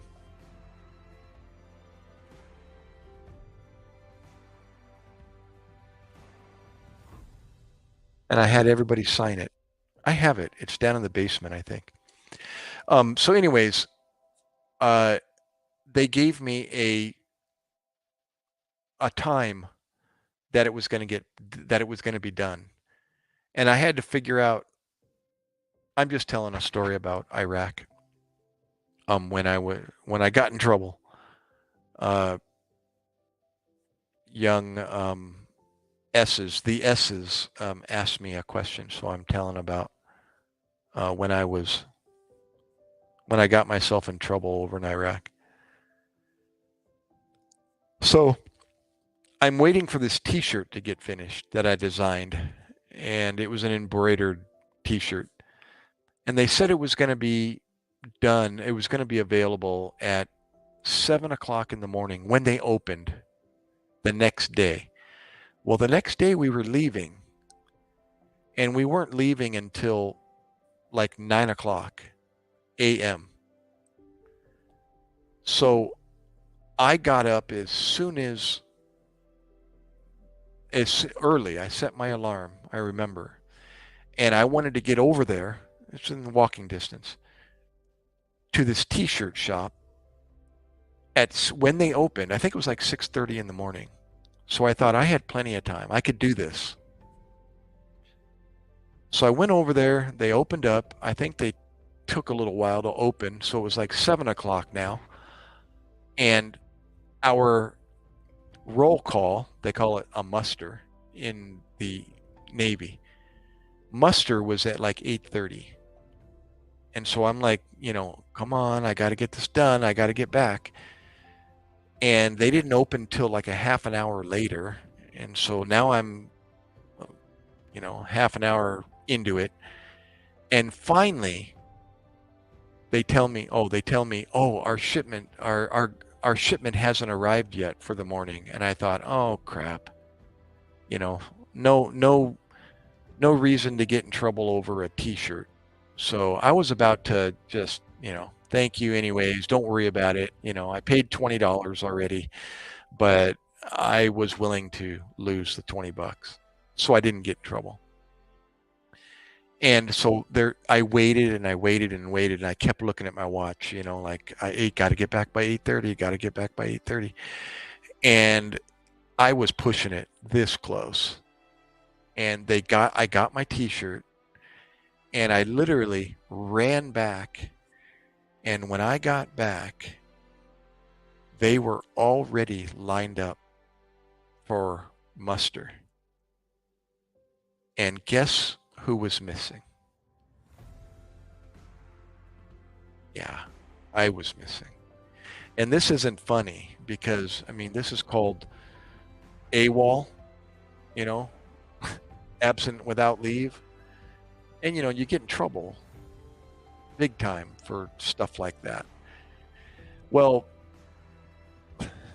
I think they kind of started their roll call, their muster early, a couple minutes early, but nonetheless, I wasn't there.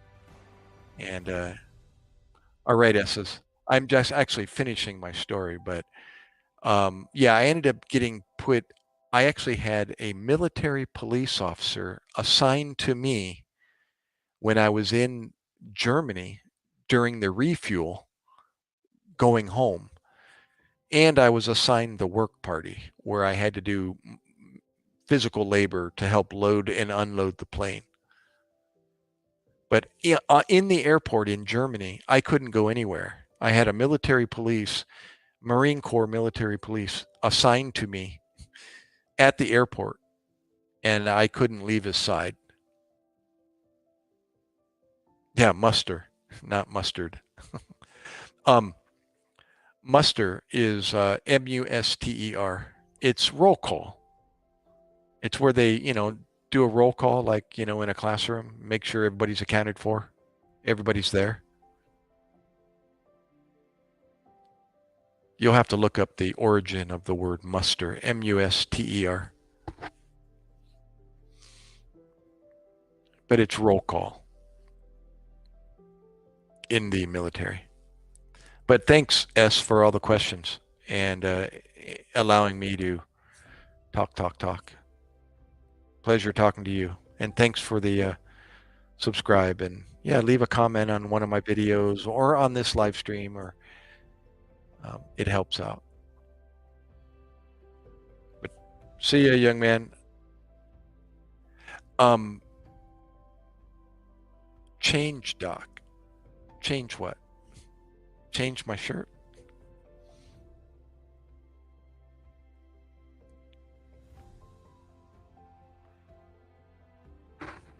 Thanks for finding me, the S's, and Oscar, Amy Chu, and Lynn, of course.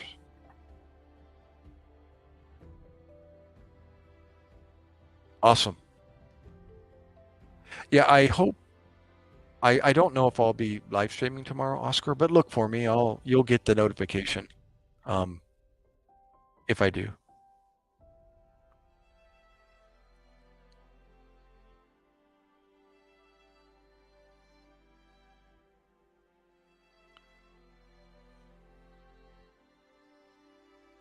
Oh, no, I probably should, Lynn. It's about that time again, 3:15.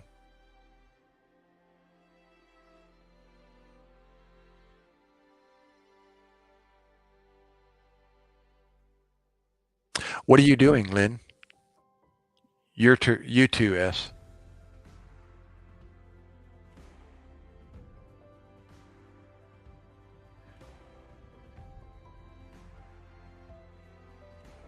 And what are you still doing awake? Oh my gosh, what time is it there? 3 in the morning, like me, in Virginia? Holy moly! I'm in New Jersey, Oscar. And Oscar, you're Filipino or? Oh, not change clothes. I mean, I change. The still running this one. Oh. I got you.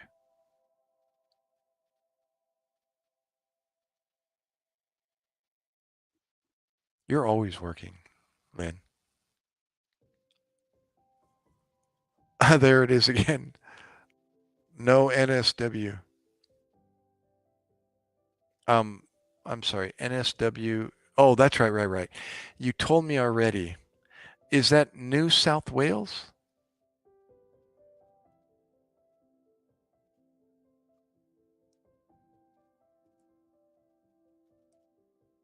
There. What's up, brother? It's 3:15 in the morning. 3:20. You're not. You're not Dave, are you, Oscar?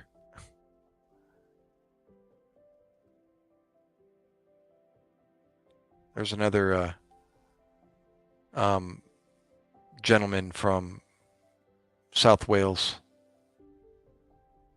Gotcha. Okay.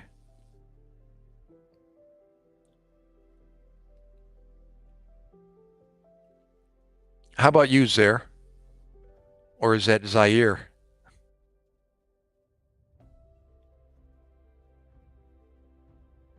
Oh, I know. Oh, as soon as you said that, I need to actually get to bed. I usually end my live stream right around now.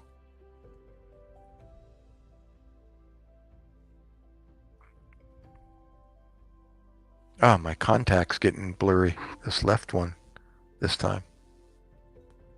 Yeah, it's same here. You're on the East Coast? Where are you, Zer?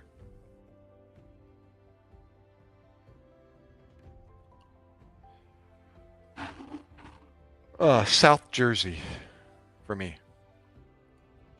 Atlantic County. Oh, in Georgia. Yep. I will try, Oscar. Probably around 1 in the morning.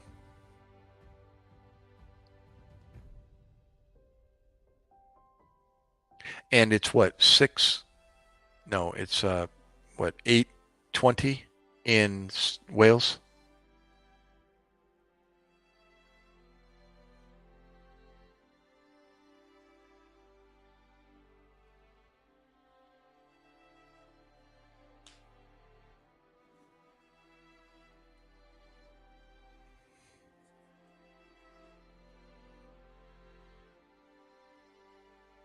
Right. Yeah.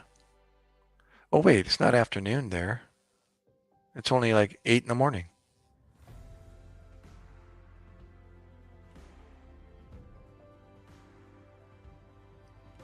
Isn't it? In Wales, it should be only what, 9 or 10 in the morning? 1721. Where is New South Wales? Is my geography is totally off. Where is New South Wales? That's not in the continent of Africa, is it? Oh my gosh, where's my geography? Oh, dude, I'm thinking Wales, the UK? Oh my gosh. I see, I told you. That figures. There is some English occupation history in Australia as well. That's why. I gotcha. Right on, brother.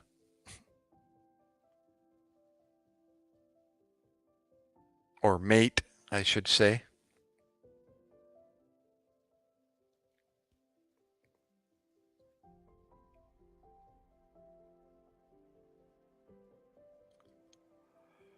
Yeah, my mind was, that's why I asked you if you were this other guy, because he's from Wales, the UK side of the earth.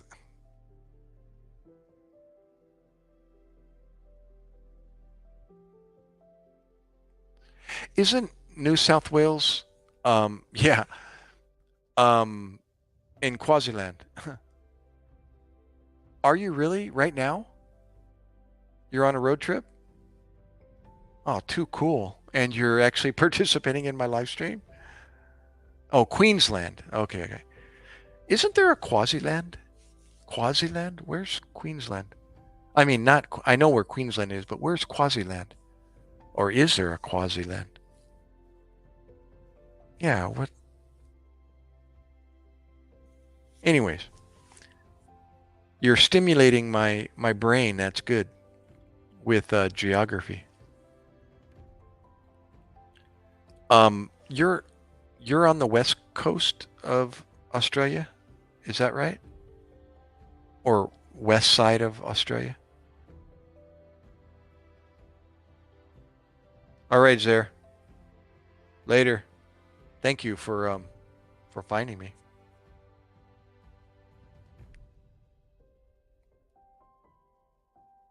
Awesome. Yeah, SeaWorld all over the world. I'm originally from San Diego, California, so big long time SeaWorld there in San Diego.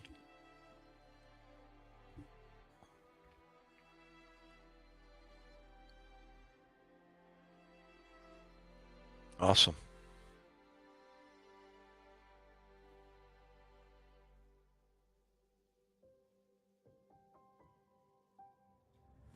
Good night, ZB. Yeah. Um, yeah, all my life I've been going to SeaWorld, either as a youngster and or as an adult myself. We actually had a annual pass at SeaWorld at one time, so we didn't have to pay the fortune to get in the gate. Yeah. SeaWorld's always a good time. Hey, I got a story about SeaWorld if you want a quick story. I was let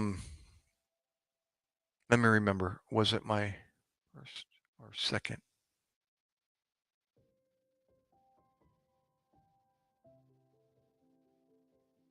Gold Coast. You're asking me or telling me? You're talking about California being the Gold Coast?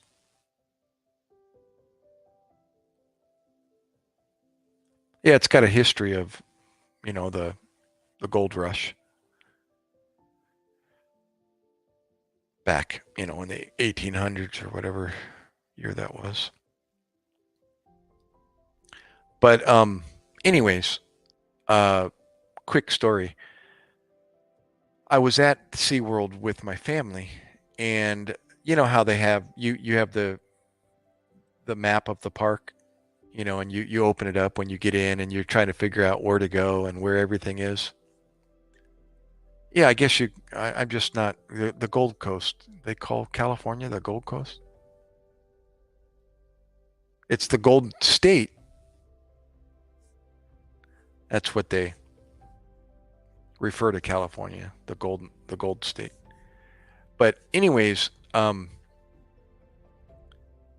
at SeaWorld with my family, and we're trying to figure out, all the different attractions and, where you are and orienting the map. And there was, how they have different stages, performance stages, in the park sometimes. And there was one stage that was going to have a magic show. And I used to do magic back in junior high school. And so I was like, ooh, let's go see a magic show. And my wife was like, oh, okay, what time is it going to be? And we still had a couple hours. So let's say it was going to be at 6 o'clock in the evening. So we went to see Shamu first, to the Shamu Stadium. And then after Shamu, we walked over to the stage where the magic show was going to be. And the name of the the magic show was Magic on Ice. So I was kind of curious, like, whoa, what's this? How's this going to go? Are they going to perform magic on an ice skate, on ice skates, or, I couldn't figure out, never seen magic on ice before. So, it was like something to look forward to. So we head over to the stadium, to the stage after the Shamu show. And the audience is starting to gather, and the seats are starting to fill up, and we take a seat on the grandstands, and there's the stage in front of us, and the curtains are going around it, and all of a sudden the lights go down, and the music comes on, and the announcer gets on the microphone, and he's like, "Ladies and gentlemen, introducing Steve Wheeler's Magic on Ice." And then the curtains open and the lights come on, and it's an ice skating rink, a half moon ice skating rink, elevated. And these performers come out on ice skates, and they're in these beautiful, it looks like Cirque du Soleil.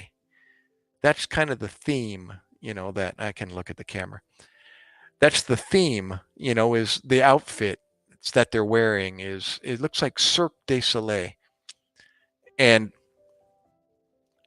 these obviously accomplished ice skaters are doing figure skates and jumps and throws, and then they go into a stage magic show where they're doing illusions, but the performer, the magician, is on ice skates as well as the assistants and the performers.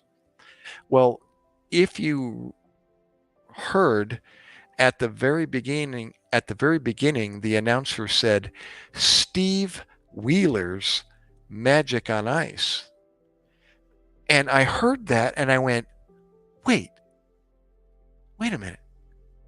I went to school with a Steve Wheeler and he was a magician and he taught me magic when I was 12 years old in seventh grade.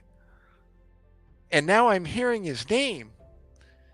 And he continued magic not only when he was 12, but into his teens and as an adult.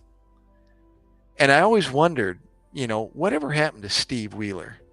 And he had a friend of his that did Yahweh, Jamal, hoorah, as you were.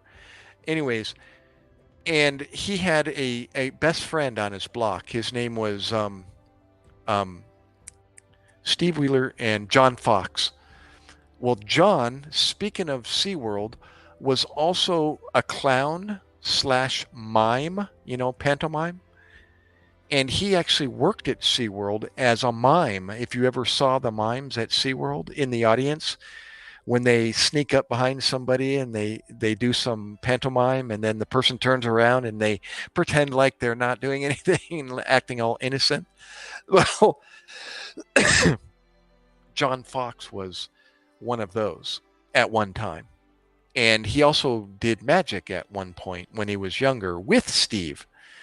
So anyways, no, this is Magic on Ice. You can actually Google it and or find his videos on YouTube. He went on to create his own company called Steve Wheeler's Magic on Ice. And there he was on stage in front of me. And I was like, oh my gosh. I almost wanted to yell out, Steve! He taught me magic when I was 12 years old. And he made it big. He travels the world now, touring all countries around the world, from Malaysia, Thailand, Japan, United States, Australia, I believe Australia, and various continents throughout the world he's been to and performed his show. Big time. I was like, oh my gosh. Of all people to do that, it would be Steve. He was way ahead of his time. Yeah, it was. Disney on Ice is also a stage show, stage production, but no, this is Steve's own production. And do you know who his assistant manager is? John Fox. The same John Fox that was his friend when he was 12 and John was 13. John's a year older than we are. Unbelievable. It's just so cool to see that. Yeah. As a matter of fact, there was one other person. Yeah, John was the mime. But he's not a mime in Steve's show. He's just his assistant manager. And he's, I guess, does the whatever assistant managers do, promotion or whatever. There's another person I went to school with that is on the news.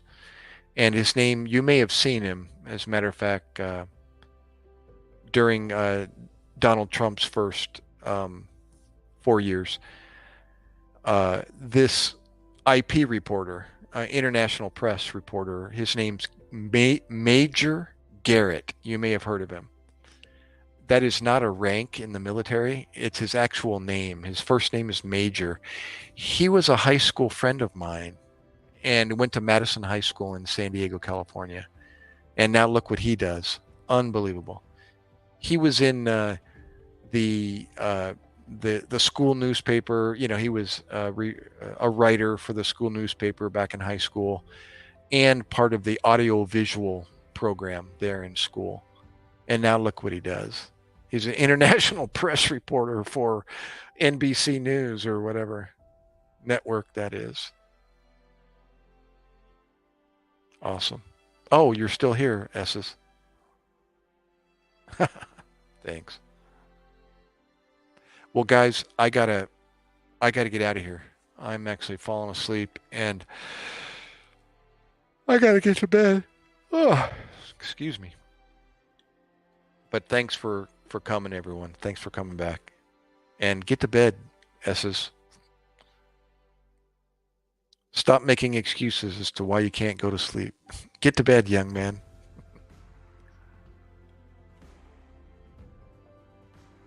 Grandpa Gary says get to bed.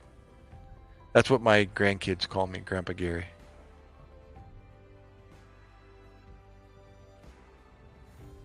Jamal, thanks, bro. Thanks, girl, for the support. And Oscar, Salahat, everyone else. Zare Brown. I know you've already left. And um, the other person from the country, Georgia.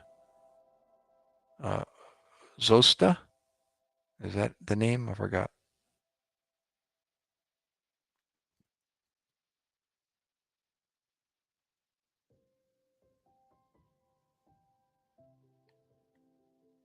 Anyways,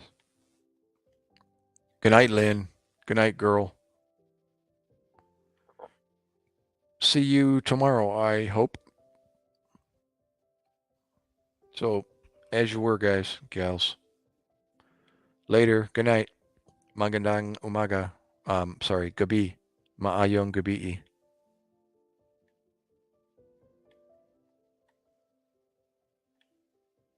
One more comment. What did I miss?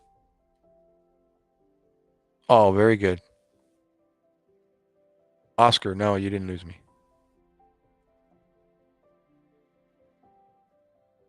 Oh, good night, young lady.